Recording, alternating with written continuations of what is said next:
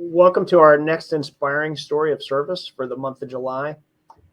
This month, we're connecting with John Safi. He was an Afghan interpreter. He's the author of one published book and one soon to be published book, and a new fellow citizen of the United States of America.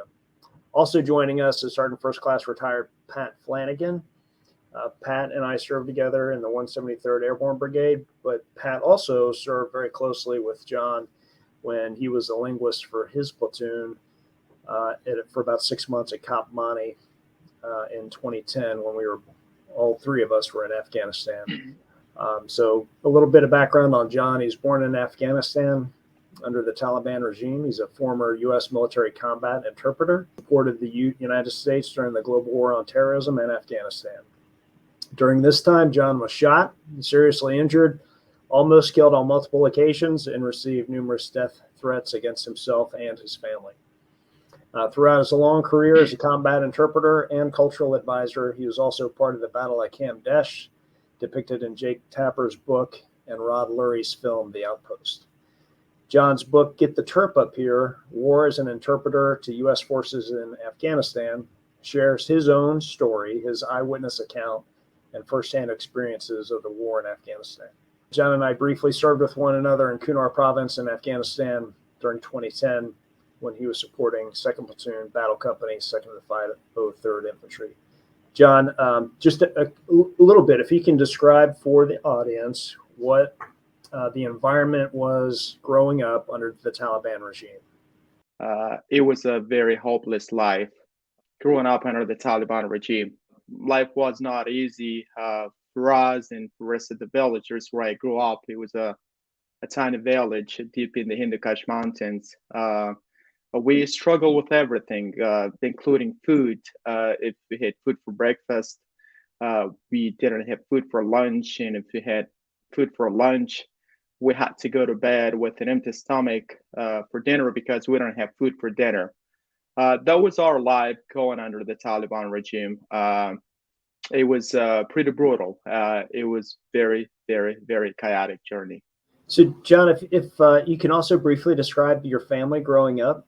So I have now I have three brothers and 4 sisters. So we're a family of 10. Back then, it was family of 6. I think it's 6, and the village was pretty tiny. It was a tiny village in eastern Afghanistan in Kunar Province. It was a very isolated village. It was mostly dominated by religious extremists. A place where we don't have school close by, so we had to walk miles and miles to get to school every day. The building was broken. The building was sort of demolished. You could see you could see bullet marks, and you could see broken walls, and also the same thing with madrasa. So there was no basically school. It was madrasa. So you grew up in a very isolated village deep in the mountains of eastern Afghanistan. The Taliban does not value education other than interpretation of the Quran and learning the Quran. But you somehow managed to learn English, and you learn it well enough to be able to work as an interpreter for U.S. forces. How did you find somebody to teach you English in a country where not a whole lot of English was spoken? So everything started back in 2001. I was a little kid. I was watching American soldiers come into our school bringing school supplies. I couldn't talk to them. Although I really wanted to speak with them, I couldn't speak English. And where I grew up, there was nobody who could speak English, or people who could speak English never wanted to talk about it because there were tons of bad guys around, and everybody was scared. However, we found somebody in a nearby village who used to work with American advisors back in the 80s when the Russians were in Afghanistan. So he could speak a little bit of English. He wasn't good at writing and writing, but he could read and speak a little bit. When we talked to him, he refused to because he was scared. He said, "I don't want to put you in danger. I don't want to put myself in danger as well as my family, because people will say you're spying for the American." but somehow we agreed that I wouldn't be talking to anybody. I wouldn't speak with American soldiers if I started taking English classes with you. And he agreed. He said, "Okay, we'll help you." But then it was the time we don't have a lot of, we don't have money to support ourselves. We struggle with everything, and he was asking for money for tuition and all of that, and we couldn't afford to pay our tuition. We couldn't even feed ourselves.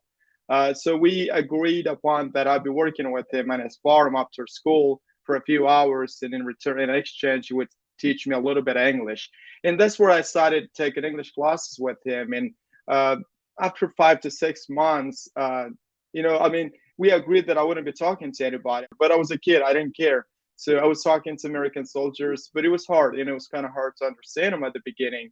But after about 6 months, things weren't getting better in our village. One of the family was brutally murdered by the Taliban. One of my classmates who were going to school together was brutally killed. His entire family was gone. And it was the time when we decided to leave our birthplace, our hometown, and relocated to a different city, which was Jalalabad. And when we got to Jalalabad, I started taking more English classes, and I improved my English a little more. And then at the end of 2008, I decided to work for the American soldiers, and managed to go to Forward Operating Base Fenty. That's where they did the interview. And I did the interview, and I was lucky enough to pass the exam. It was a pretty hard exam too. After a few months, I was told that I was going back to Cooner, where I really wanted to go back because that's where I grew up. Pat, I'm going to ask you two questions. First, if you could just briefly give us a little bit of your background, and then how you came to work with John. So I'm really going to show my age by sharing this, but our 2009 to 2010 deployment was my fourth tour in Afghanistan at that point in my career. So I felt I had a decent understanding of what traits and proficiency and character that a good interpreter should possess. A great friend of mine, Sergeant Major Kevin Devine, who at the time was a Sergeant First Class, contacted me through social media to help do some expectation management and try to fill me in on the area of operation as much as he could. I distinctly recall Kevin saying that, "Hey, I have this a really young interpreter. I call him John Boy, but he's really proven to be reliable." Kevin also mentioned that John had a real knack for picking up what the commander's intent was for all the missions that they were doing. So John was able to shape his conversations to, get to the bottom line. I think a lot of veterans will tell you that a key leader engagement, shura with village elders, or even just a chance encounter with local Afghans, a typical conversation over there is inundated with pleasantries, non-relevant stories, talk about the weather, etc. So a good interpreter knows how to drive those discussions to get to the root topics, to leverage any intelligence during chance encounters. John did an excellent job of maintaining rapport at the same time, getting to the point with whoever we talked to. Anyway, all that to say is, interpreters, I think, were one of the most critical assets that we had, because within my organization, I had nobody that had a working proficiency of Dari or Pashto, even Arabic. So John's support to us was by far, incredible, and he helped us achieve everything that we needed to. Kind of describe a typical conversation with an Afghan or an Afghan leader or a village elder or tribal elder, and how that interaction, the complexity of it, where you've got to say in very small bites, what you're trying to ask or articulate to your counterpart, and then you got to give time for John, and then he's got to think through. Absolutely. Yeah. And another kind of challenge that we always faced is when we held a discussion with village elders or key leaders. They really look to speak with the most senior, a person in that element.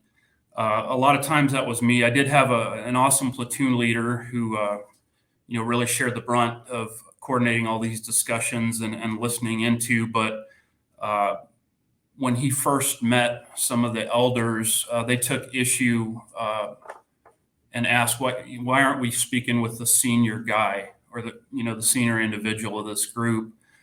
So overcoming that challenge, explaining the rank structure for the U.S. Army, this is our officer. He makes everything happen. Getting that point across, leveraging John's skills and knowledge of how a typical infantry company is organized, and sharing that information to whoever we had conversations with. Any type of engagement or discussion, there's also the cultural norms that we're not familiar with. There's certain gestures, certain postures, how you sit, is very, very important. So, John, as a linguist and cultural advisor, really did an excellent job of making sure, not only my platoon leader and I were prepared, but all the paratroopers in the platoon knew what to do when they were having a discussion with one of the Afghan locals. So, John, can you describe for the audience just the little bit of the Afghan culture? Pat alluded to it, but the leaders in whether it's a village or a valley or a tribe, they're in their 50s and 60s. They've got big, giant white beards, and here we've got a young platoon sergeant and a young first lieutenant platoon leader from the United States. And then you're a teenager at this point, right? You probably have some peach fuzz on your cheeks, but no beard. And was that a challenge, being able to, kind of build that rapport, build that trust and the confidence with you as the linguist, but then, Chris and Pat as, the latest rotation of Americans, both of whom are pretty young, telling me, a 60-year-old tribal elder, how to do my business? I mean, at the beginning, when I started working with Tent Mountain, Kevin Devine, it was a little bit challenging. But the uniqueness about my job and when I started working at Monty, it wasn't too far where I grew up, so I was pretty familiar with the local culture and tradition. So I knew pretty much everything about people living in that area. But the best thing about Flanagan's platoon and Gasparini's platoon was that everybody had already been to Afghanistan, as I mentioned before. Gasparini was a very young officer, and it was his first deployment to Afghanistan. But unlike Gasparini, he got incredible soldiers like Flanagan and the rest of the platoon who had tons of experience with combat. They knew so much about Afghan culture. And I remember when they got to Combat Outpost Monty, Gasparini asked me if I wanted to do a culture class, for soldiers. And I said, I'd be more than happy to do that. So I ended up going to give him some culture informations. And when I got there and started talking to every soldiers and learn a little bit about them, and I was impressed. I was shocked. So like, oh my gosh, they already know so much about Afghan culture. And it felt like some of the soldiers have been growing up here in this part of the world, in this part of the country. Great. So can you talk a little bit too about the challenges that you had as a linguist and a combat interpreter for the continual rotation of U.S. units into and out of Afghanistan? Here you are trying to support the U.S. mission. You build trust. You start working with a group, and then anywhere from 12 to 6 months later, they rotate out. They go back home to the United States or back to Italy, like we did. But you're still there, and so you've got to start all over. How challenging was that? It was very challenging. It was quite emotional too. Like, you're creating and establishing this bond of friendship and brotherhood, and after a certain time, after 6 or 9 months or 12 months, everyone is coming home and you're still out at combat. You're still out the front line. When the first unit that I was working was the Tent Mountain, and when they left, I was with them at the helicopter landing zone, or HLZ, for hours and kept talking about things. But the relief that I received from Kevin was that his best friend Flanagan was coming, and I was excited to meet him, and he was talking about the whole unit. It was challenging, learning about the new unit, learning about their roles, learning about a lot of things that they bring with them. It was challenging, but it didn't take me too long to adapt to new unit. But it was very emotional because I feel like we're family. Let's shift gears a little bit and talk about your decision to leave Afghanistan and come to the United States. Why did you do that? And what was kind of the inspiration to come to the U.S.? I'm going to go back a little more and talk about when I started working for the American soldiers. I never thought, I was very young. I was at my teenage years, and I never thought about the risk. And I never thought about the danger that I was going to face, as well as my family. I never told my parents that I was going to work for the Americans as an interpreter. But when I started working for the American soldiers, it wasn't like not my personal risk that I was taking. I learned later on, and I felt that my family was in a greater danger. I lost family members. We'll talk about it. My sister got shot. My brother was hit by improvised by Taliban IDs. So it was a chaotic. It was pretty hard for my family too. So it was full of danger and risk options. And I always wanted to come to the U.S. and but it was a long process. I applied for what is called special immigrant visa. I had all the paperwork. I got paperwork from Flanagan, Gasparini, got tons of letters, including generals. But it took me a long time to finally make it out of the country and come into the state. But it was a very excitement for me when I heard that I was getting out of the country finally. Right before one of my sisters got shot and she was in the hospital and we didn't know that she was going to make it. I was thinking about her, and I wanted to stay a little longer to see if she could make it, but my family says you had to leave because it's danger, because threats from the bad guys that they were coming after us. They targeted my family, and they were just wanted to capture and kill me so bad. They called me nonstop, sending letters, and but it was great to get out of the country. Something that I never thought that I would ever make it, but it felt like it was a miracle happen. It felt like it was a dream that came true. So you decide to leave for your safety and that of your family, and it's a long process. Can you just really describe how long that process was and what it really ultimately took to get the approval and to come back? So when I applied for what is called special immigrant visa, a program that was passed by the U.S. Congress to support interpreters and translators or people who work for the American soldiers and their lives at risk. I applied for special immigrant visa back in 2009, at the end of 2009, because you had to work for a year. That was the requirements. Did all the paperwork. I sent it to the chain of command, received letters from lieutenant colonels, majors, and generals, all the way to generals. But still, it took almost 7 years, a little over 7 years, to finally get out of the country. When I tell people, I says Flanagan and Kevin DeWine, they literally saved my life. I wouldn't be here if they didn't jump in and help me.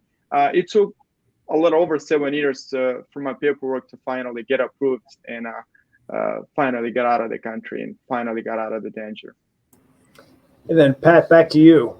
So here John's asking for help, and from your side of things, why and what all were you able to do to help John? I think the why is easy to answer. Even early in John's career as an interpreter, he talked about his family. He'd be next to me when he'd receive a text message from, a Taliban that somehow got his cell phone number, and, he'd read the threats to me and things like that. So, the why is easy to answer. He needed to get out of there. And what we did, as early as 2009, 2010, we kind of, Lieutenant Gasparini at the time and I leveraged some relationships that we had with senior officers to try to consolidate, character references and things. The special immigrant visa packet. It has a lot of requirements, and a lot of them are vague. So, we did our best to throw together everything that we could. After we left Kop Mani and finished up our tour in Afghanistan, still staying in touch with John through his newly established Facebook account.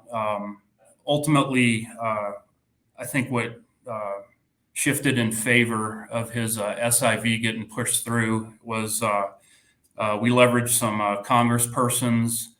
John also had a relationship with Mr. Bing West. And then I communicated directly with the Department of State, putting together some, kind of background information, John's complete story to paint a picture for any folks at the Department of State, that we could leverage. But again, the bureaucracy and the red tape, it's just unbelievable. It took, we started in 2009, and then I think 2016 was when John flew to the United States. So it was a challenge, but I think all of our work was worth it. Yeah, no doubt. Definitely. So, John, you've been in the U.S. for about 6 years now. What did you start doing, and what are you doing now? So when I got to the state in 2016, I ended up going to Martha's Vineyard, a small island in Massachusetts, where I met Kevin and Kevin's family. I lived with him for a couple of years before I moved out to Oregon. And when I got there, I started working for a construction company, as well as doing tree work. I've done that for a couple of years, and then and now I'm working as a case worker, case manager for a nonprofit organization called Salem for Refugees, helping refugees from all over the world. I help them to feel home, and I help them to feel comfortable and share my own experience and knowledge with them, and answer the questions that they have. There's a lot that they needs to be done, and I'm there to help them with that. Yeah, what a noble mission you're on. That's fantastic. How large is the Afghan community out where you live? So we received more than 100 families so far. Some families have left Afghanistan back in August 2021 and living abroad, for instance, in Abu Dhabi or in Kuwait or Qatar. They're coming to the state, and we're still receiving Afghan families here, as well as other Ukrainian and refugees from the Middle East, from Egypt, Syria, as well as from Congo Republic, from South America. So there are people coming from all over the world, and we're helping them. Let's talk about your book. So you've got one published. You're getting ready to publish a second one. And tell us about the first one. Tell us about Get the Terp Up Here. I've read it. I think it's a great book, and you did a fantastic job. So, thank you so much. But when I made it to the States, going to places and people asking about my background and asking me about stories to share with them, but none of those things were possible. None of those things, none of those books, the first and second one, were possible without the help and support of Flanagan, Kevin Devine, and other incredible people that I had the highest honor of working with. I started writing my first book. It was just started with a story. I never thought about writing a book, because my English was not strong enough to write a book. You have to be a good writer to write a book. And I was struggling, even talking to people, how I'm going to write a book. And then I reached out to Bing West, and I asked him, sir, I have something in the back of my mind, and I'm always thinking about writing something, but I can't call it a book, but if you can help me a little bit. He couldn't believe it when I talked to him, but then I started writing and sent him my first story, the story that I sent it to Flanagan to read it and read it. By the way, Flanagan is a great writer. He doesn't call himself a writer, but I'm quite impressed by his writing style. I'm still waiting on the royalties that you promised. It is happening. So none of those things were possible without the help and support of Flanagan. So I started writing my first book. It is Eyewitness Accounts. I talk about the stories that I was part of it. I talk about the battles, the daily firefighting, ambushes, operations that I was part of it. So I ended up writing those stories together. And when I finished, there were like almost 200,000 words, and I didn't know, because I didn't know much about book and that the word counts and any of those things. So I didn't know how to reach out to a publisher. I didn't know anybody.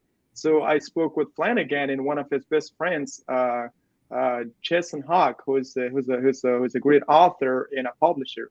So we talked, and he was able to help me with my first book, and now he's helping me with my second book. So he's such an incredible guy, and in the same thing with the editor too, who did it out of her kindness.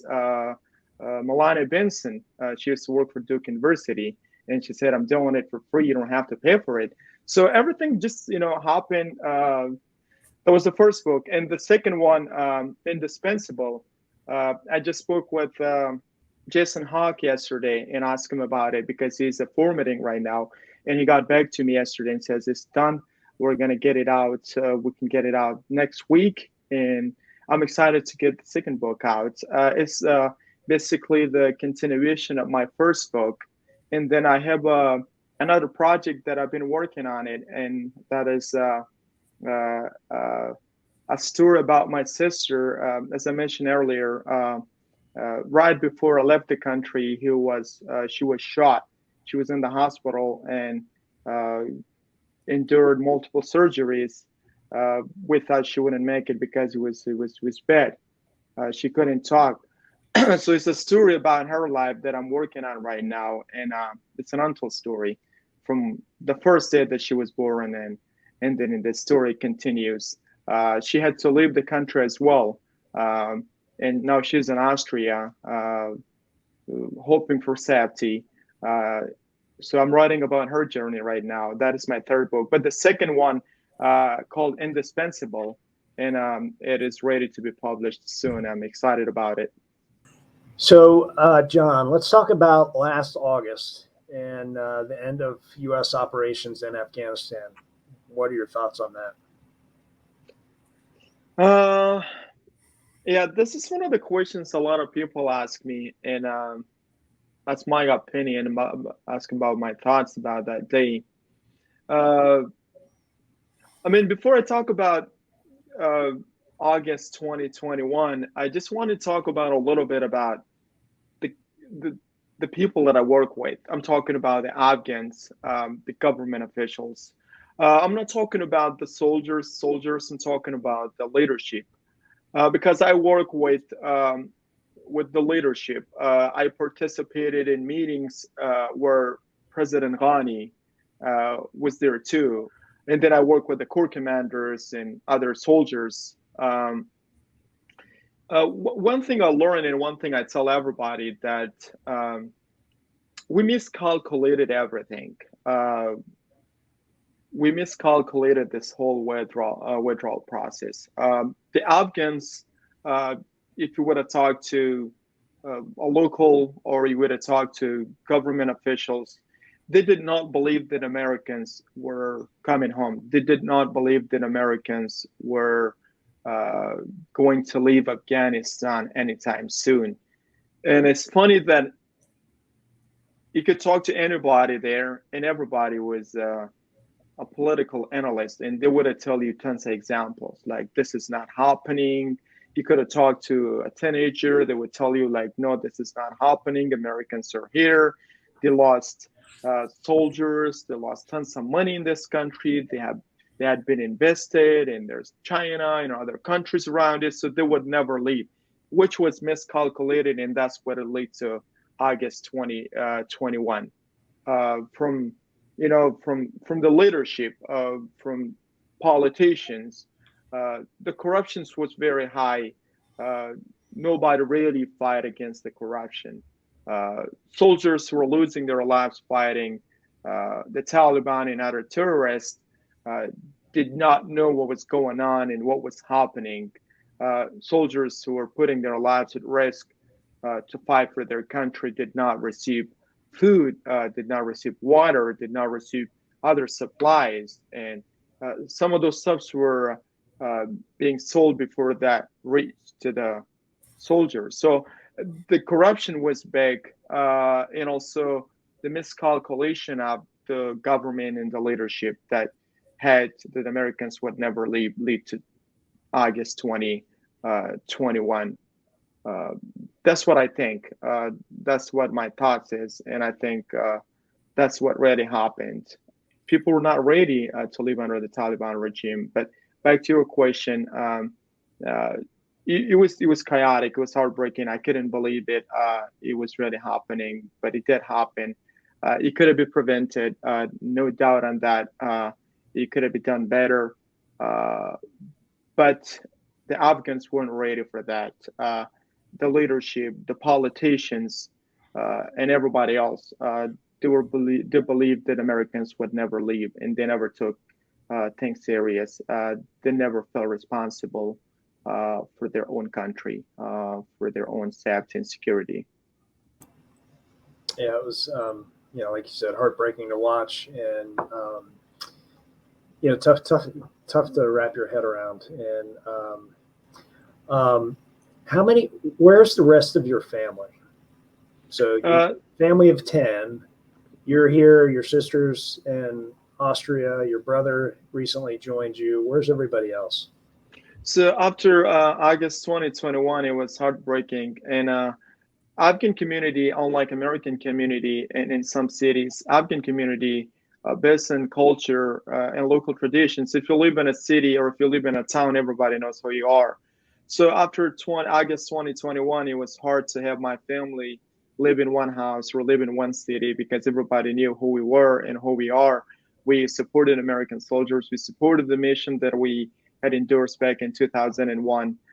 So my family is kind of spread out, because we don't want them to be consolidated in one town and one place where people could easily find them. So they're in two different places. Some of my family members lived in Jalalabad. Some of my family members lived in Kabul, but they've been hiding, and they had to be very careful. They lived in places where people didn't know who they are, and they couldn't tell who they are.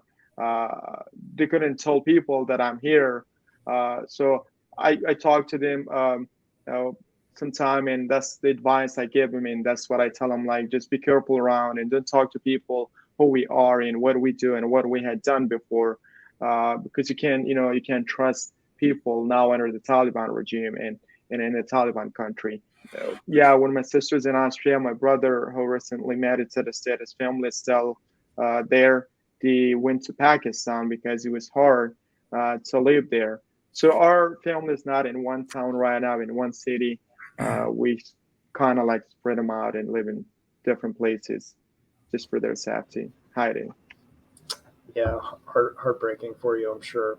We're getting ready to run out of time. Pat, we're coming up on the first anniversary of our departure out of Afghanistan. Any thoughts from you on that?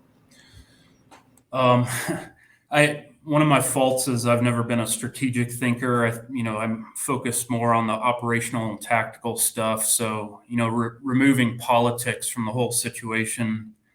I think I read somewhere that 775,000 folks served in the Afghan war from the United States. I think we all knew that withdrawal would eventually occur.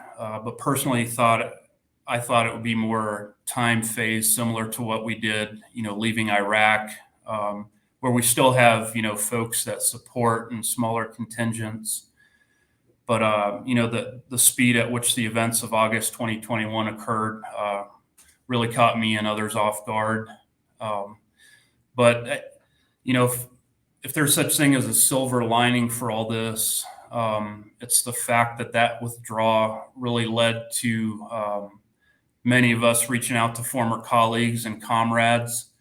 After August 30th, I found myself writing a lot of emails, digging up old phone numbers, and even tracking down, buddies over social media. Maybe I was just searching for someone to tell me that, hey, it'll all be okay. We did our job, and now it's out of our hands. It's just, I'll be okay. And I understand, many of our brothers and sisters that served, it's going to be okay, but it's really tough now, witnessing what's going on in the Islamic Emirate of Afghanistan, where people like John's family still reside, as the government kind of crumbles there. So that's, a lot of feelings come out of that. That's all I can think of at this time. Sorry. Okay, thanks, Matt. All right, John, any closing thoughts from you on anything? Yes. So thank you so much. Once again, thank you so much for this wonderful opportunity. And it's such a wonderful time to be here with you and plan again. But I just wanted to thank and appreciate, as he mentioned, 707,000 veterans, my brothers and sisters who served in Afghanistan. As an Afghan American, I truly appreciate their sacrifices and in the changes that really matter. And just a lot happened since 2001. And now it's the Taliban country, it's the Taliban regime. But the things that happen in the last 20 years really matter because people understand and they can raise their voice against the brutal regime right now. So I just wanted to thank all of my brothers and sisters that I have served with, and those who served in Afghanistan. I just wanted to thank and appreciate them, and families who lost their family members, their loved ones. I wanted to thank and appreciate them, and just wanted to let them know that we appreciate all they have done for us in Afghanistan, and thank you for everything that they had done for our country in the last 20 years. All right. Great closing comments, John. Thank you. Thank you for your service. Pat, thanks for your service and for our freedom. Congratulations, John, on becoming a U.S. citizen. That's awesome. So just for our audience, get the Terp Up Here. War as an Interpreter to U.S. Forces in Afghanistan. It's available in stores. It's available online, and it's going to be our featured NBMM Reads book for the month of July. All right. Thanks for joining us, and look forward to keeping up with you guys. If I can do anything for you down the road, let me know. Appreciate it, Thank you so much, sir. All right.